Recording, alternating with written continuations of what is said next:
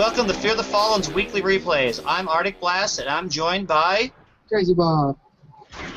So, we start out with Space Ace on steps in his T-34.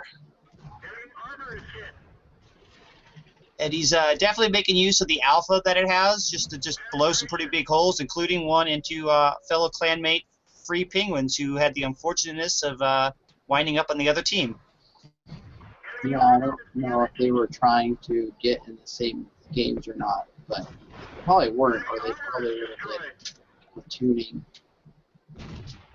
Yeah, and he's finally, finally tries, again to, get some kills. And, it took him a while. I mean, he was almost at 2,000 damage before he got his first kills, but, now he's at 3,000 damage, and he's on kill number 3. He's hitting everything in this game. Yeah, including this light tank here on the move.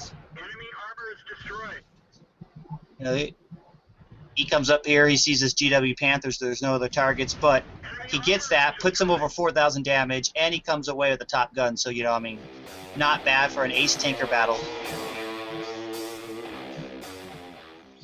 Next up is Deadborn on Lakeview at his T-150.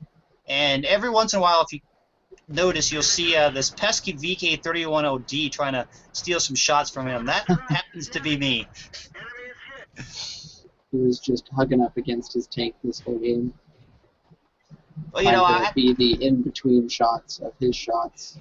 Well, I still have the stock gun at this point, so it only averages 100 points of damage. And so I figured the best point, thing at this point was just to, assist the heavies where I can, and try to make a difference. Maybe get a lucky track here or there. But most of the effort, and work was definitely done by Deadborn here in that T-150. I mean, it has a really good rate of fire. It averages 300 points of damage, and it pins most things it shoots at. Most things. Especially when you're in a Tier 6 battle, he doesn't have to worry about Tier 7s and Tier 8s. Yeah. And he can shoot at M3Ds and the G1B there.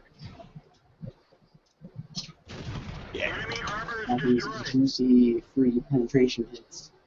Yeah, and then he turns around because he was paying attention to the mini map. He knew there was a KB-1S somewhere, and he figures it's probably going to try to flank him. Sure enough, it tried, but he shoots it through the building there. Comes away with a high caliber steel wall and a first class. And now here we are with me on Erlingberg in that impressive battle toaster, which surprisingly got a good game. If you notice on the mini-map, we're the only two people over here. Yeah, every once in a while you'll notice another tank show up, like the T-49, the Covenator, but they don't seem to last long. They just, show up and get themselves blown away, basically. Yeah, we pretty much defended the entire flank by ourselves, almost. Well, I tried to do things, but Arctic, it was just blasting everybody away.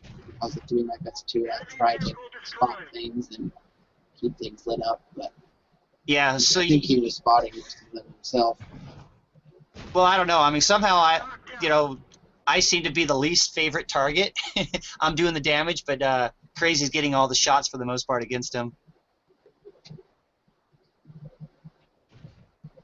And which is usually strange due to the toaster, usually the shell magnet. Yeah, and that pesky Churchill there, leaving me with 8, and then Crazy gets blown up there, and I come here and I help finish off that Matilda here. One shot, and he sticks around, waits for me to reload, and then I pop him with the second shot.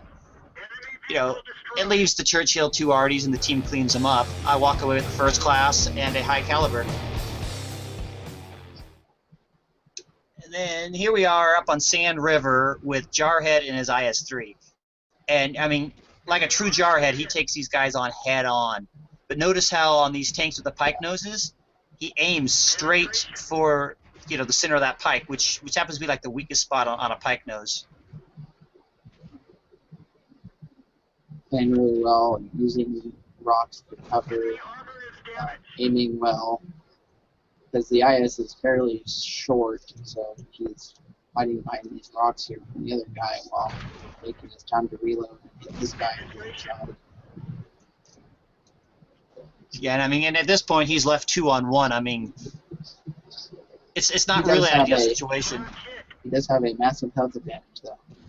Yeah, the health advantage does help, but when you're dealing with two decent Russian and American mediums coming down on you, you usually want to have some help. But he does it by himself. He sees that guy, sees he can't engage him right away, so he just pulls back just enough. He's Sees the like, commander's hatch.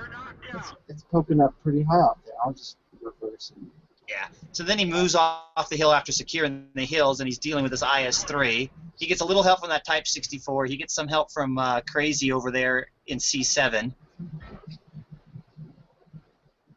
But as you can see right here, he's going to aim for that center of that pike nose where it's almost always goes through. You just got to hope that your round doesn't rise up, because if it does, it'll just hit that sloped armor and do nothing. So you got to plant it directly in the center of that pike nose. And they blow up.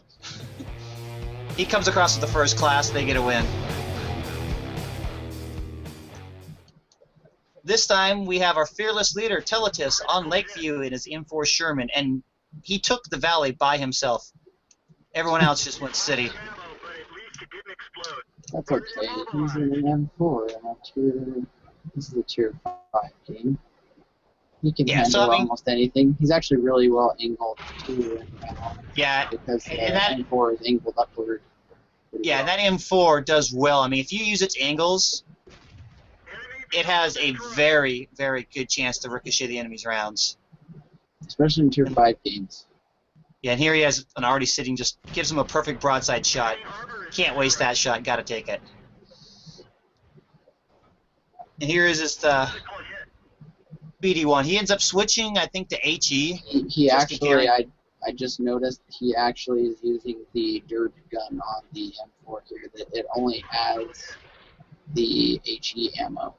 Yeah, and some people like the derp, others like the the other gun, but Tell typically likes derp when he has a chance for derp, and when with this BD, yeah. With my experience with the M4 is when you're in tier 5 games, it's usually best to have the derp gun because there's a lot of tanks that you can just one shot with it, and if you're in a higher tier, it's usually better to have the other gun for its higher penetration. And he ends up walking away with the first class on that one, and making that BD1 wish he hadn't even shown up. This time, here we are with Shadowhawk on Kharkov in his IS-3. And this is an interesting map because there are so many cross channels and in different ways. I mean, and you think you're safe, and all of a sudden you start taking shots from someplace you don't even expect to take them from. So you basically got to play it the way Shadowhawk plays it. I mean, you take shots of opportunity.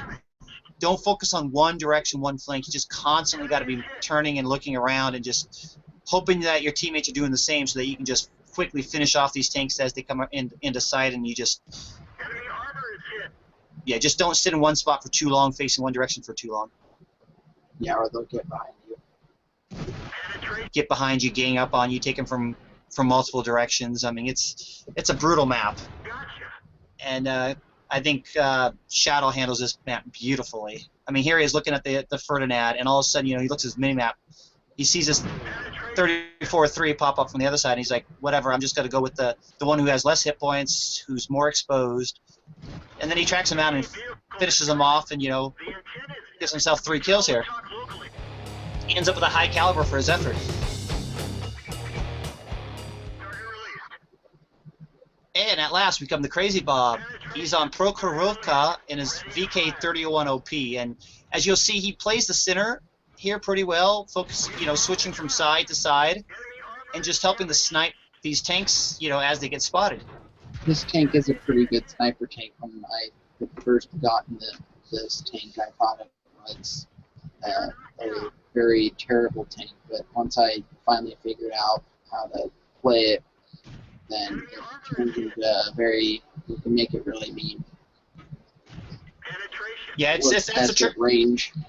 Yeah, that's the trick to the medium lines, is you have to figure out am I a close range support tank for the heavies? Am I a long range sniper tank? Or am I better suited off as a fast, medium, and playing as a scout. And yeah, this one turns out to be it's get to the flanks and just snipe things as they appear. Yeah, it's a pretty good sniper and really good at flanking. Yeah, It doesn't do too good with hiding heavies because everyone will just turn their attention to you.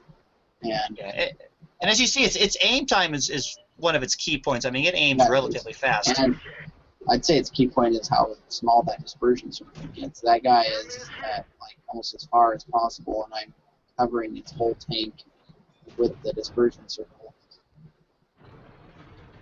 So you can get like pinpoint accurate shots with it, and that almost will never miss. Almost will never miss. Yeah. I mean, he comes over with Confederate. I mean, he more than had enough tanks for that Confederate badge. Here we are, Herbie on more Ivanka in an M44. You know, and he does like most arties. He's out looking for targets of opportunity early on here. You know, and then a scout pops up, and it's pushing like straight the 5 line. And usually when a scout pushes the 5 line, they're headed straight for the arty. So he's like, okay. He's like, I want this one. He tags it, he shoots, and he almost gets his tracks. And then, you know, then it penetrates, and it's up there on him. And him and this other arty, it's life or death, you know. I mean, they're dealing with this ELC.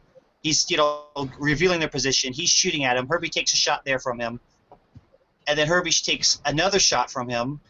He's almost dead. I mean, 71 hit points, but he manages to blow him away. And he doesn't get counter battery, and then he relocates. And then, you know, it's later in the battle here, he's getting the shot. And he ammo racks him. Ammo rack explosion. That's 2 kills, and he took 2 damage. So what does that mean? It means he starts the battle. And here we are, Free Penguins on Pearl River in its Object 416. And Free Penguins really loves these reverse-mounted Russian tanks. I mean, they got a very low profile. They just have this peculiar way in which you have to position yourself to get shots of opportunity. Yeah, and he's also a die-hard medium player. He really likes playing. Yeah, you should also see him though in his Hellcat. But you know, he's getting these pretty good shots, and watch this. You know, he's dealing with this Carnivore in here. Gets an unlucky. Tried to track him. Gets an unlucky. Yeah. But this Carnivore, I think he's trying to escape the rate of fire, and he ends up crashing and blowing himself up instead of escaping. Kamikazing the planet. Yeah.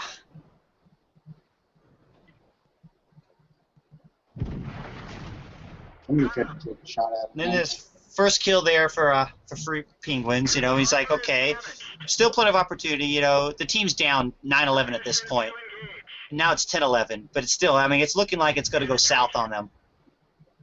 But Penguins doesn't panic. I mean, he just keeps up, keeps firing, circles this IS. I mean, that turret rotates really nice. That's one of the advantages of that tank.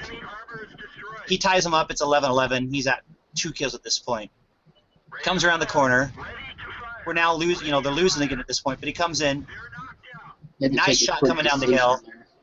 Yeah, it's like, which one do I shoot first? And I think he makes the right choice, taking out that medium first, because then he's able to, you know, handle this M12 here. Yeah, so took some shots there from that Leopard, but clears them out. Now they're actually in the lead at this point. It gets tied up again, but that's okay. They got the 34-3 here up on the hill. Him and this AT-15. You know, Penguins is at 4 kills, 2 targets left. He can still get a top gun. Oh, no, he can't. The AT-15 finishes off that guy. But now it's just them and the Leopard. And he gets the finishing kill. 5 kills, not too bad. Walks away with a high caliber second class badge. Not to mention, look at those credits he earned. Here we are. Last but certainly not least, we have Black Star on Sand River in his IS. Managing to get that blind shot on that arty. It doesn't finish him off, but I think, you know, he got some damage up on him. Somebody else eventually finishes off the Bishop. But it's like, what? 1 shot, 2 shot, 3 shots from that Nashorn, but none of them goes through him. The tickles are real. I mean, to survive 3 shots from an Ashword and take no damage whatsoever. I mean, that shows you the advantage of the IS when he has his angles positions just right. And so he's dealing with a pair of Black Princes here, and he actually has AJD Steel down there helping him out and assisting. Well, he's just man-moding his tank into the faces of them. Like Yeah. he does best. And then Black Star loses his, takes a shot, has a damaged gun at this point. But he's able to repair it. Yeah, and he's able to repair that gun because he didn't take anything to his tracks, which is nice. Yeah, he just got tickled. His tracks and the gun got tickled. His health bar got tickled. And he's just laying up into these tanks here. I mean, 2 kills. I mean, he's up to 3 kills there. I mean, their base is being capped, but he doesn't worry because he has 2 guys headed back. He finally gets tracked here, but I mean, he doesn't have anything really to worry about. I mean, he has too much health from being tickled here. Too much health. It's only an M4 easy 2. I mean, if it was the easy 8, maybe he should have worried, but it was the easy 2. Kills him. He's at 4 kills. The other tank on cap gets killed, so he has no chance of a top gun, but he still comes away with 5 kills and a steel wall. So not, all in all, not bad. So that wraps up this week's replays. As always, don't forget to subscribe and use the comments below to vote. And whichever player gets the most votes this month out of all the replays for this month, they'll earn themselves some gold.